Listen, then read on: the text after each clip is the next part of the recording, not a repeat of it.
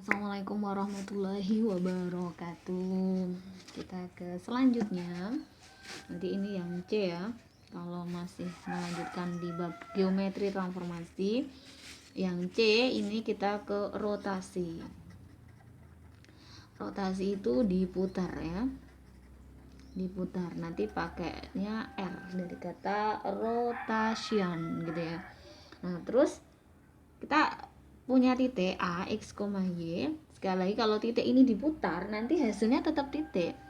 Titik diputar tetap titik. Nah, yang kita mau putar itu adalah kedudukannya. Kedudukan titik gitu ya. Nah, gambarannya seperti ini. Saat kita punya titik, ini kita mau putar, ini titik A, X, Y. Kalau kita mau putar kedudukannya, seperti saat kita mau memutar jangka. Nah, jangka itu kalau mau diputar, jadi bisa kamu cek ya, atau kamu coba saat kita memutar jangka itu harus ada titik tumpuan ya kan.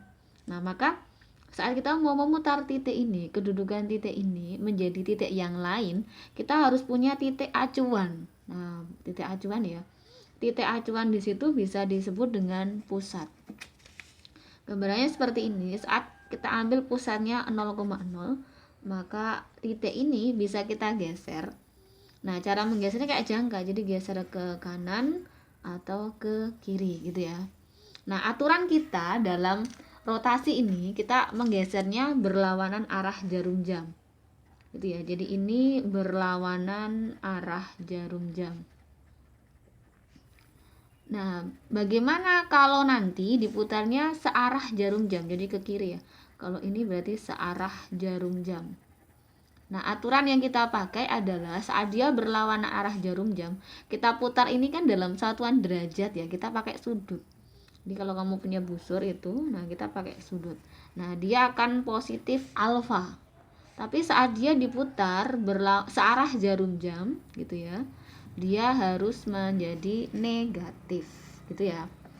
Nah, kalau ini gitu, maka saat kita punya titik yang kita mau cari bayangannya gitu ya, dimana bayangan itu adalah hasil perputaran, kita butuh titik acuan.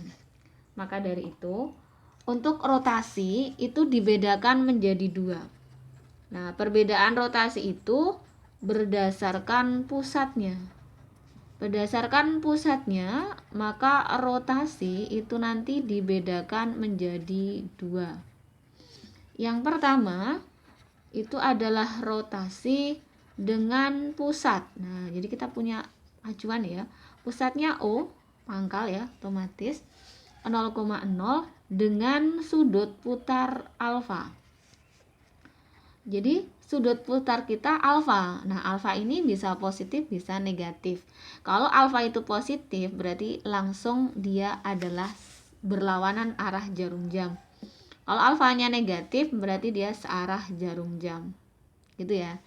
Nah, karena kita ngomongnya di sini adalah sudut ya, berarti kita ngomong trigonometri. Maka kita pakai matriks. Nah, mencari bayangan. Nah, matriks yang kita gunakan adalah cos alfa min sin alfa cos alfa kali XY. Cos min sin cos. Cos min sin cos. Gitu ya. Jadi ini adalah matriks kita. Jadi kita pakai cara matriks. Gitu ya. Nah, di sini saya kasih tahu ada cara yang mungkin lebih hemat, bukan lebih hemat ya, tapi lebih mudah diterima selain dengan cara matrik. Tapi ini hanya berlaku untuk pusat 0,0. Nah, saat kita mencari bayangan dari XY titik gitu ya, itu caranya XY ditukar dulu. Ditukar dulu. Habis itu X-nya berubah tanda. Nah, itu cara yang mungkin bisa lebih mudah ya. Nah, ini yang seperti ini untuk sudut 90 derajat. Nanti ada sudut 180 derajat. Caranya bagaimana kalau 180 derajat? XY berubah tanda. Nah, ini kayak hafalan gitu ya. Terus 270 seperti 90.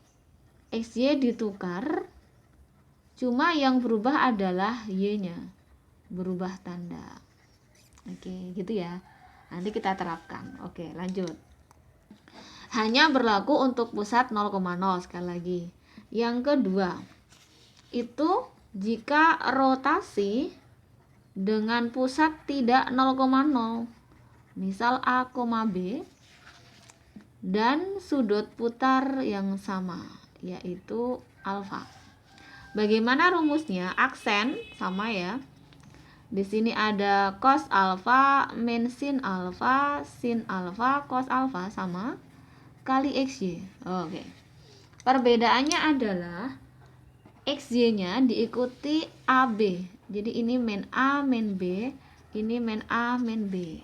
Oke, gitu ya. Jadi perbedaannya adalah ada tambahan min A min B di setiap XY.